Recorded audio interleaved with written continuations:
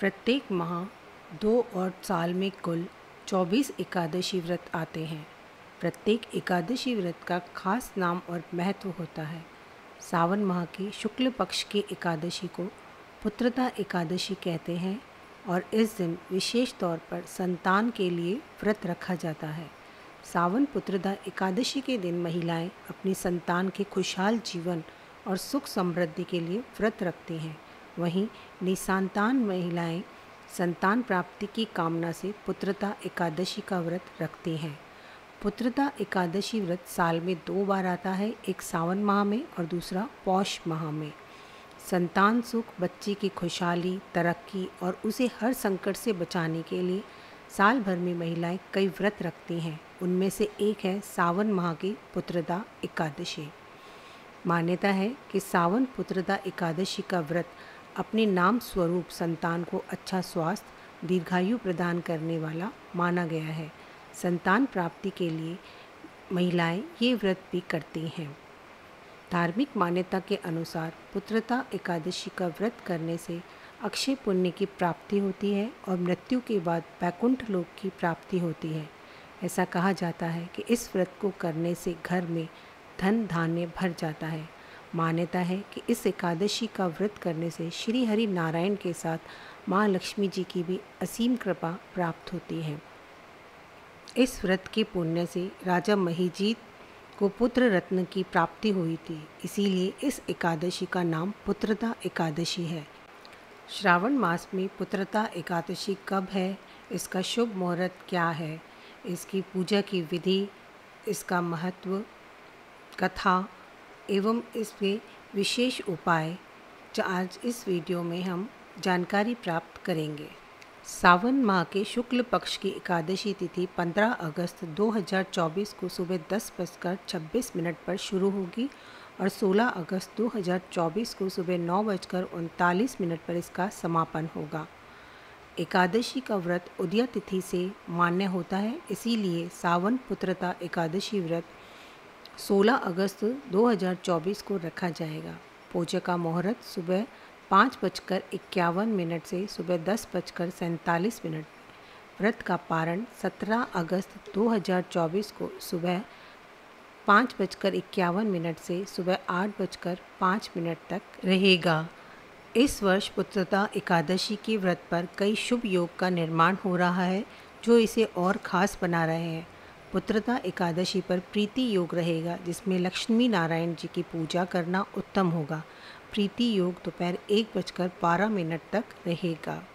सावन पुत्रदा एकादशी का व्रत रखने वाले लोगों को व्रत से पूर्व दशमी के दिन सात्विक भोजन करना चाहिए। व्रती को संयमित और ब्रह्मचर्य का पालन करना चाहिए। सुबह स्नान के बाद व्रत का संकल्प लेकर भगवान का ध्यान करें। गंगा जल, तुलसी दल, तिल, फूल और पंचामृत से भगवान नारायण की पूजा करें।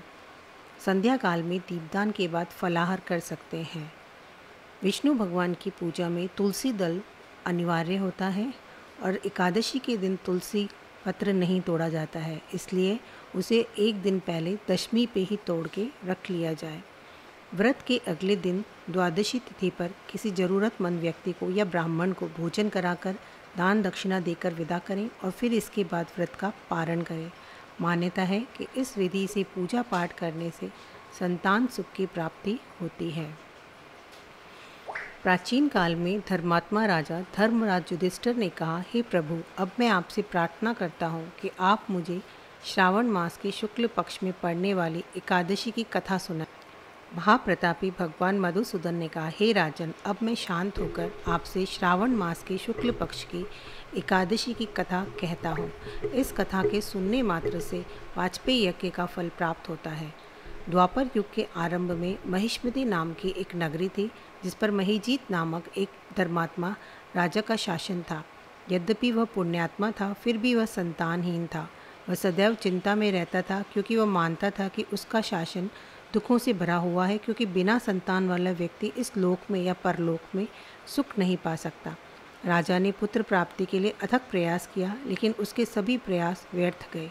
जैसे जैसे वह बड़ा होता गया, उसका दुख बढ़ता गया। एक दिन उसने अपनी प्रजा को संबोधित करते हुए कहा, मैं अपने जीवन में कोई भी अन्याय कभी नहीं करता हूँ मैंने अपनी प्रजा से अन्यायपूर्वक धन एकत्रित नहीं किया है, न देवताओं और ब्राह्मणों का धन छीना, न किसी की विरासत छीनी। मैंने अपनी प्रजा को पुत्रों के समान पाला है और अन्याय करने वालों को अपने ही सगे संबंधियों के समान दंड दिया है। मैंने कभी किसी के प्रति द्वेष या द्वेष नहीं रखा। मैंने सभी को समान माना है। धर्मपूर्वक राज्य करते हुए भी इस समय मुझे महान दुख हो रहा है। मैं अपने दुख का कारण समझ नहीं पा रहा हूँ। राजा महिजीत के मंत्री और सलाहकार सलाह लेने के लिए जंगल चले गए। वहाँ उनकी मुलाकात महान ऋषियों और बुद्धिमान लोगों से हुई। उनमें से एक थे आदरणीय ऋषि लोमश, जो धर्म और शास्त्रों के अच्छे ज्ञाता थे। सभा ने उनका आदरपूर्वक स्वागत किया और उनके सामने अपना स्थान ग्रहण किया। वे कहने लगे, हे ऋषिवर, आपके दर्शन पाकर हम सौभाग्यशाली हैं। कृपया हमारी दुर्दशा पर प्रकाश डालिए। ऋषि लोमश ने उत्तर दिया, ब्राह्मणों, आपकी विनम्रता और सदाचार मुझे बहुत प्रसन्न करते हैं। अब मुझे अपने आगमन का कारण बताओ और मैं अपनी क्षमता के अनुसार निश्चित रूप से समाधान बताऊंगा, क्योंकि हमारे शरीर दूसरों की सेवा करने के लिए ही बनाए गए हैं, इसमें कोई संदेह नहीं है। ऋषि के ये शब्द सुनकर पुरुष इस आश्वासन के साथ मुस्कुराए कि कोई समाधान मिल जाएगा। उन्होंने उत्तर दिया, हम अपनी दुविधा को समझाने के लिए आपका मार्गदर्शन चाहते हैं। हम राजा महिजीत की प्रजा हैं, जिन्हें संतान पैदा करने में परेशानी हो रही है, जिसके कारण वे बहुत दुखी हैं और उनके सुख दुख में शामिल होना हमारा कर्तव्य है। उनके संतानहीन होने का कारण हमारे लिए एक रहस्य बना हुआ है। आपसे मिलने के बाद हमें विश्वास है कि हमारी समस्याओं का जल्द ही समाधान हो जाएगा। उनकी बातें सुनकर ऋषि लोमश ने कुछ देर अपनी आंखें बंद कर ली और राजा के पिछले जन्म पर विचार करने लगे। तब उन्होंने बताया, ब्राह्मणों, पिछले जन्म में यही राजा बहुत दरिद्र था और पाप कर्मों में लिप्त था। वह गांव-गांव घूमता रहता था और लोगों को हानि पहुंचाता था। ज्येष्ठ मास के शुक्ल पक्ष की द्वादशी तिथि को वह जलाशय पर पानी पीने गया। पिछले दिन कुछ न खाने के कारण वह भूखा था। उसी समय वहाँ एक प्यासी गर्भवती गाय भी पानी पी रही थी।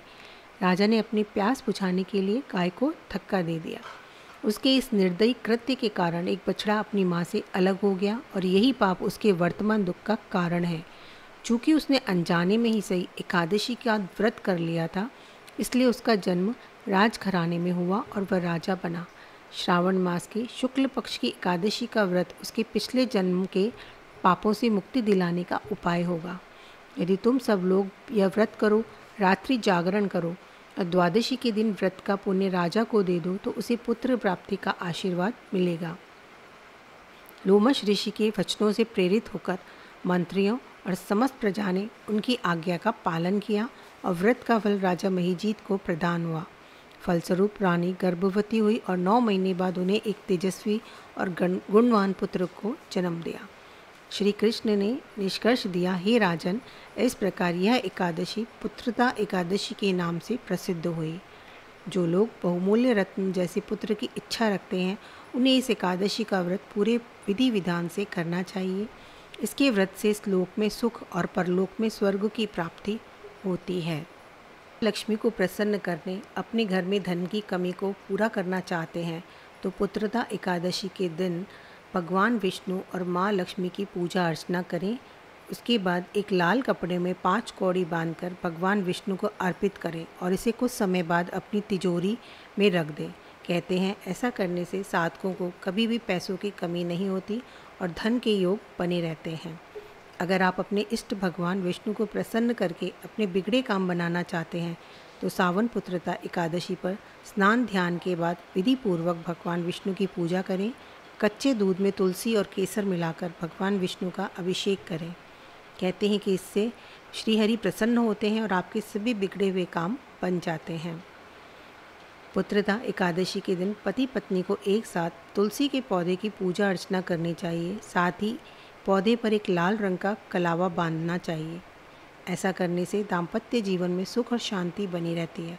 इसके अलावा विवाहित महिलाएं अगर तुलसी माता को 16 श्रृंगार की चीज़ें अर्पित करें तो इससे वैवाहिक जीवन में लाभ मिलता है और अखंड सौभाग्य की प्राप्ति होती है। नवविवाहित महिलाएं पुत्रता एकादशी तिथि पर पूजा के समय संतान गोपाल स्रोत का पाठ अवश्य करें। इससे उन्हें ईश्वर की कृपा से संतान की प्राप्ति होगी। इस वीडियो में यदि ये जानकारी आपको पसंद आई हो तो मेरे इस वीडियो को लाइक और शेयर कीजिए।